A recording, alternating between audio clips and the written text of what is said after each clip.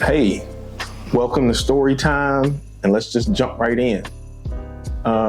Like the title said, a perfectly good airplane. So, for most of y'all, I threw out the introduction of what Storytime is. I'm just going to jump into this story. I am an Army veteran, and I went to Airborne school directly after basic training.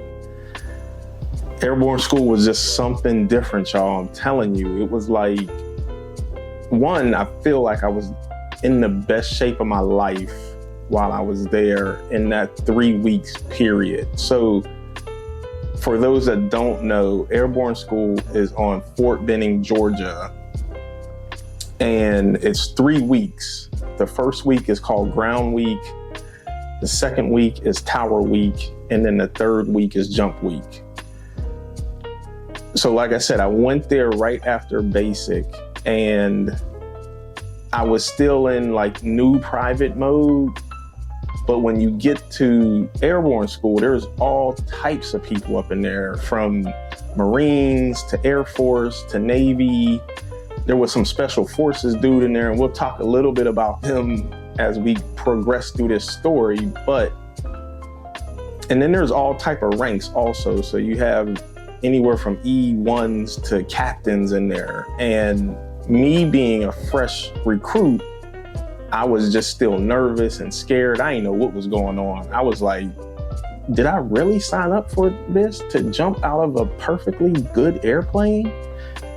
And the answer is yes.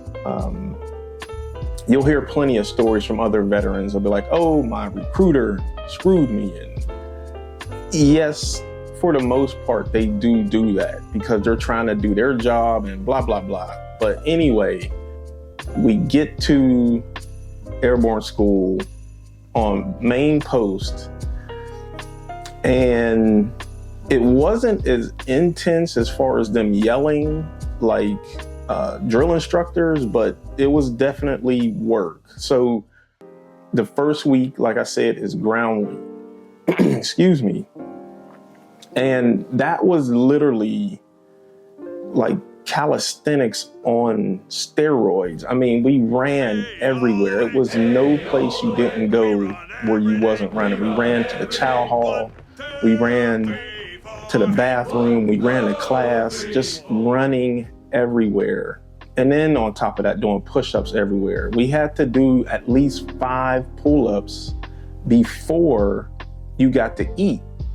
So they literally had a pull-up bar right in front of the chow hall, and you had to do your 5 pull-ups. You was going to get them 5 pull-ups out of the day. So breakfast, lunch, and dinner, that's 15 pull-ups. If you couldn't do all your pull-ups each time you went to eat, before you went to sleep, you was going to pay what you owed. The black hats wasn't playing, and that's the title of the instructors, because they wear black hats. It was like baseball caps, I guess. They look like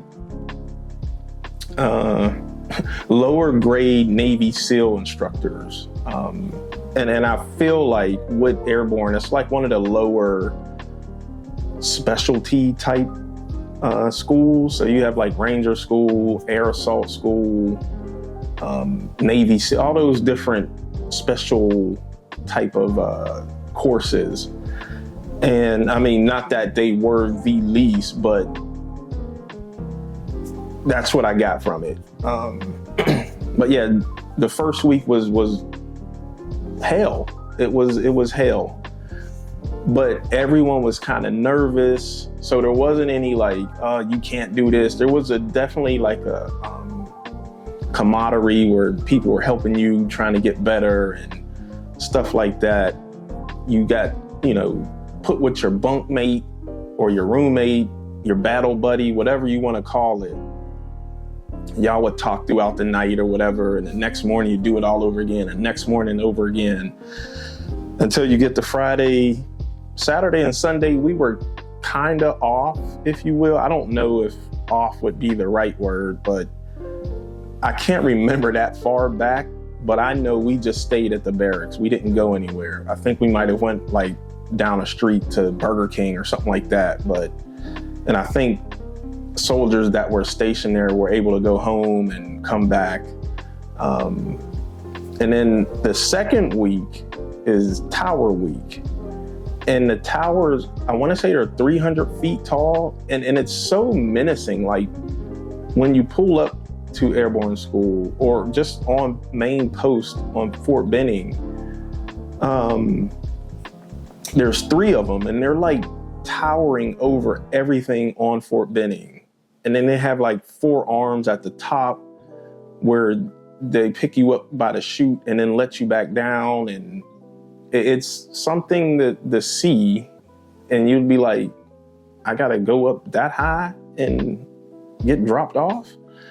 Fortunately and unfortunately for the class I was in, I think there was like a high wind advisory or something, so we didn't get to actually use the towers, but we went through everything else. So during Tower Week, they have these mock-ups of C-130s or C-141s, whatever one you're jumping out of. And you just go through that whole process of how to land, how to pull your risers correctly, all this stuff, how to actually leap out of the plane if you're like the first man in the door. Because there's several videos out there, and I mean, when they show them just shuffling out the door, there's no one really, any type of training. All the training goes out the door. So you go through all of that. People look really weird falling, and you're trying to fall in a way they teach you. So it's keeping your feet, your knees together and kind of tuck and roll, but on the side. So you're jumping from, I want to say the little mock-up plane doors were maybe like, I don't know, 15, 20 feet from the ground, and you have to just jump out. But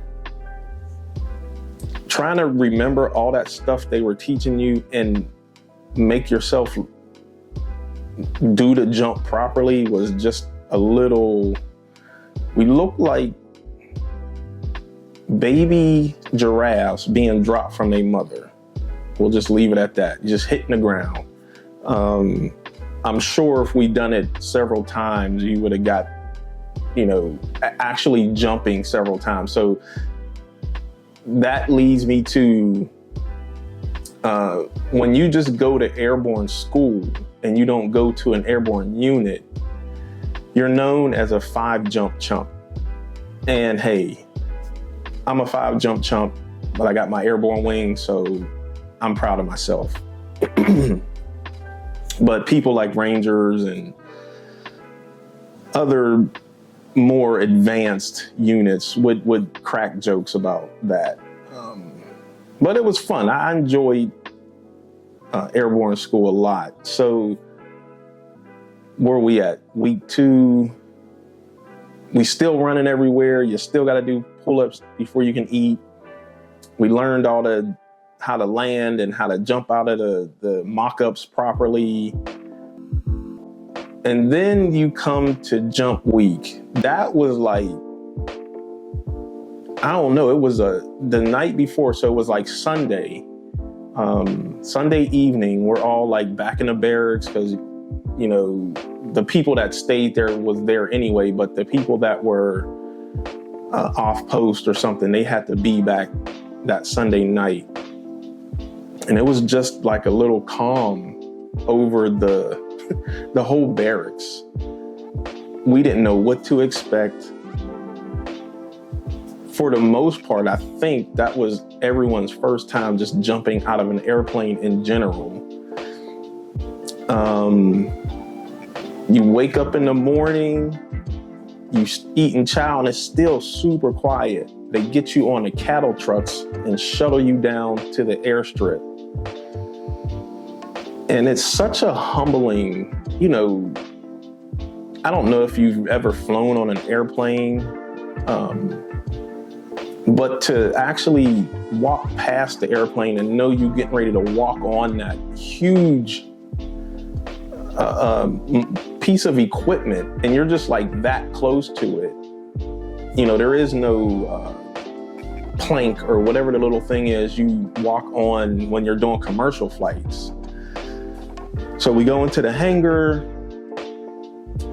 They give us our parachutes. The riggers are there. They're checking and making sure, you know, you get your reserve. So it's like a little smaller parachute that's in the front.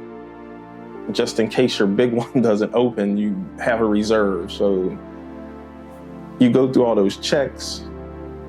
You get lined up in these chocks. And I think it's maybe 20 people per chock. And there might be 2 to 4 chocks per plane. So they tell you, hey, let's get ready. They do the head count, blah, blah, blah. You walking on that plane, man, I'm telling you, it's wild, just wild behavior. As I sit here and I'm telling y'all this story,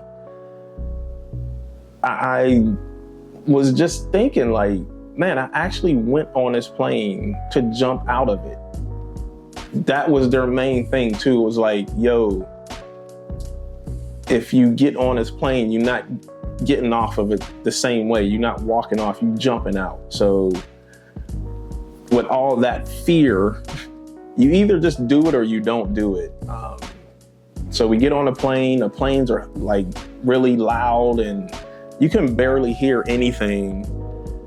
When you get in there, you're on one side of the outer, I guess, hull of the plane, and then you might have 2 on the inner hull. And, you know, the plane takes off, you're still kind of like, woof. And then them doors open up. Just enough, it just keeps like getting, the intensity level just keeps going higher and higher and higher. When them doors open, it was just like, why am I here? It was like, okay, I get it. I'm doing this. I signed up. Now you right there, you like, why am I here? And then the instructors, they're at the front of where you're supposed to exit the plane, and they give the instructions a stand up. So each chock on each side, 1 chock per exit.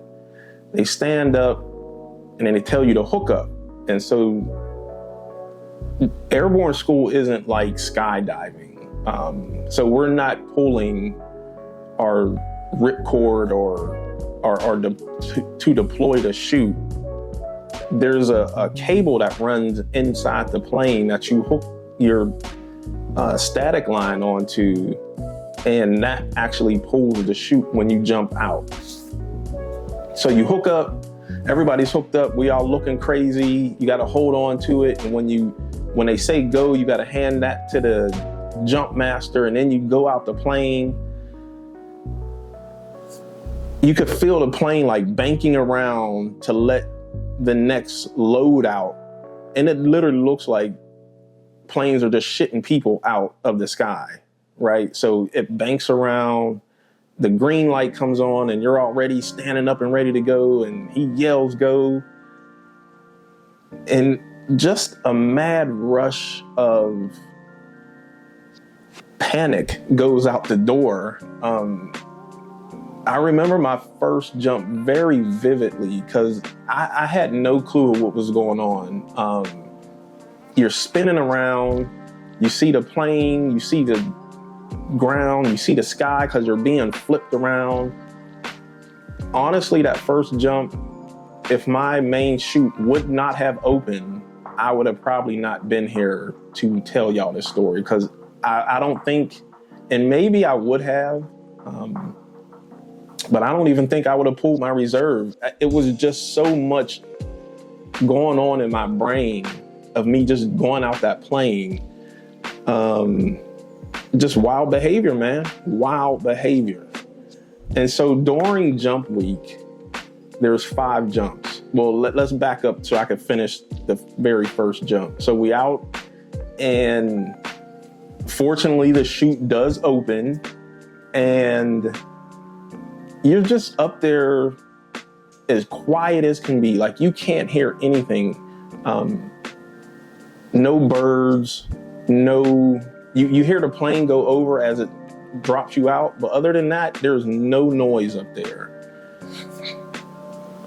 You could look over to your buddy and you and him having a conversation. It's just y'all talking.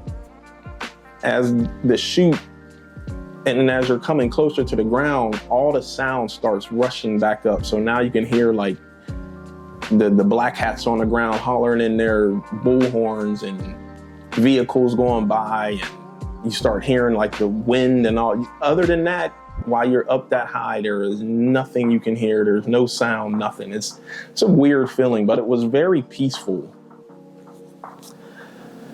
You land, and again, everyone's just landing the best way they can. Once you hit the ground, though, you're supposed to release your risers so it'll collapse the chute. The first time I got dragged about 30, 40 feet because I did not, and me and a couple other people were somewhere else where we shouldn't have been because we didn't release those. But during jump week, you're supposed to do 5 jumps. 3 are Hollywoods, which are just jumping out the plane with the chute. Then you have a night jump, and then there is a combat jump. Everything's going fine, man, until that combat jump. Combat is you got your rucksack, you got your weapons, ammo, the whole TA-50, which is your military gear, and you jumping out with that stuff. I seen one person get their shoulder dislocated. So when you jump in with your gear, your M16 is on the side and it's tucked under your arm a little bit. I mean, it's not like really touching it, but it's on your side. And when you hit the ground, you're supposed to lean to the other side. And you can just guess, if you lean or roll to the side where the weapon is, your whole shoulder is coming out of socket. And we've seen one guy, he didn't roll the right way, and that joker was hollering. I was like, woo-wee. You're supposed to let your gear go as you get closer to the ground. I don't know how they figure you're supposed to judge the distance, but you let your gear go so it really, you can put your feet and knees together because your rucksack is in between your legs while the chute is on your back. Man, I'm telling you, it was different. Airborne school was different. Dude got the medical assistance that he needed. But yeah, that was Airborne school jump week was real different. It was almost humbling, if you will, because you're doing something that you probably won't be there tomorrow. And of course, thousands, millions of people have done this before, but to be there and do it personally is just crazy to me. After, I want to say it was Thursday, so you did 1 jump Monday, 1 jump Tuesday, 2 jumps Wednesday, and then the last jump was Thursday, and then Friday we graduated. You get your jump wings, the whole class is there. I don't know if they still do it, but we actually got blood wings. And what that is, the little Airborne insignia, when you pin that stuff on your clothing, there's 2, sharp little arrows. I don't know what you call those things, but when you put them on your clothing, there's backings so you don't stick yourself. But with Airborne and getting blood wings, you don't put that on there. The instructors come by and they'll pop the Airborne insignia on your your coat, jacket, or whatever, and then they just punch you in the chest. I think you could have said I didn't want to do that, but hell, I think I was 18 or 19, and I was like, yeah, blood wings, let's go. And yeah, I got blood wings. That was Airborne school. And so what I thought I was going to do after that graduation was go to the 82nd Airborne. So I'm known as straight leg infantry. If you went to 82nd or the Screaming Eagles or something like that, or Ranger Battalion, you'd have been Airborne infantry. And the 82nd never came to pick their people up the day they were supposed to. So we had two other options. Option A, which they tried to push all of us to do, who were waiting for the 82nd to come, is go to Ranger Battalion. Option 2 was to go to just a regular straight leg infantry unit. And we were all waiting to see what we were going to do. We kind of, the people that had their little groups, and we're trying to figure out, like, man, should we go here? Should we go there? So Ranger Battalion people were right up the street from Airborne school. So they were there first. Most of them were there during the graduation. Man, we looked over and they were like smoking the shit out of them people that were going to the battalion. I mean, they had them flipped over doing flutter kicks, then rolling back over doing push-ups, and then rolling back over doing burpees. And I was like, I'm not going over there. I wasn't doing it. I had enough of all of that basic. I just went through it in Airborne school. And I was like, you know what? Enough is enough. I'm not doing it, man. So I went straight leg infantry, and that's how I started driving tanks and Bradleys and all that stuff. But that's another story for Storytime. And so, yeah, Airborne school. Jumped out of a perfectly good airplane, and I had a good time doing it. I am going to finish this up with a talking head, and that's going to be it. Yo, and that's it for Storytime. I hope you enjoyed the story. Airborne school was just, like I said, was something different, man. But if you like that, please let me know in the comments. I got a bunch of stories already set up. If you want to comment and say that you liked it or you loved it or whatever, just drop a comment in there, let me know. Obviously, like and share. Yeah, and that's it. I want to thank my Patreon. It still baffles me that y'all support me. And not like, oh, I'm getting over or nothing like that. I truly appreciate my Patreon folks. Like, I thank you for sticking with me. All your support means a lot. It allows me to do this type of stuff. If you are not a Patreon and you want to be, I may stick the link below. If not, just go to Patreon and look up Pro Scale Models. We're going to close whatever side YouTube says to look at the next video, especially for you from me. Click it and look at it. If you don't even look at it, just let it play in the background. It helps me. Thank you. Peace, peace, peace.